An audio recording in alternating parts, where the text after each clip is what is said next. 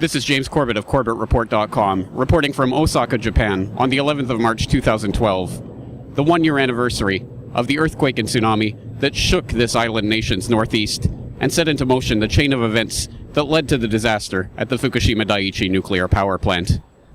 And on this solemn anniversary, more news that seems destined to raise the ire of a country already outraged at the way that its government handled this crisis. Fresh reports have emerged this week that the Japanese government was advised within 4 hours of the onset of the earthquake that the Fukushima Daiichi nuclear power plant was in danger of meltdown.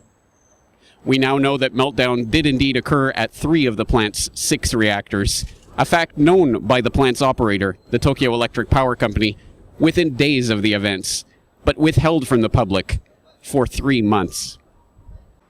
This latest report is sure to stiffen the resolve of Japan's burgeoning anti-nuclear movement, and as the nation pauses to remember and mourn the loss of 1 year ago, a series of marches and rallies are set to take place here in Osaka and across the country, with an aim to putting an end to Japan's nuclear power industry.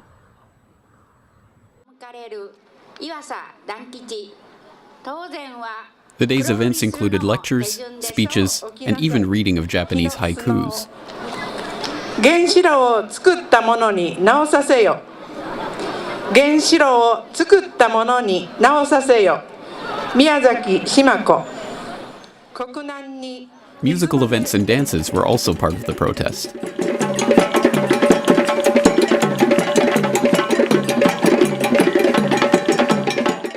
The day culminated in a march through downtown Osaka, where thousands of people took their message to the streets.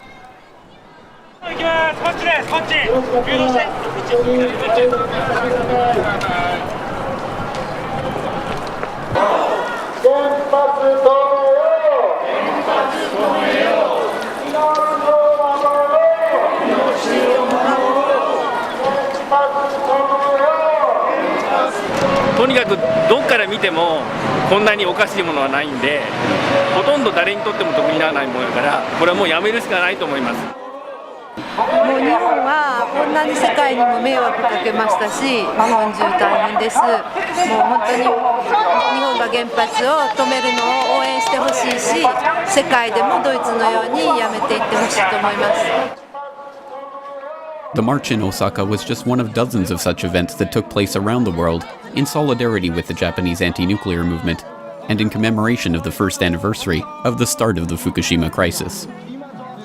Similar marches, rallies, and events took place in cities around the world, including Ottawa, New York, Paris, Brussels, Buenos Aires, Cape Town, Hong Kong, and Koriyama, just 60 kilometers away from Fukushima Daiichi itself.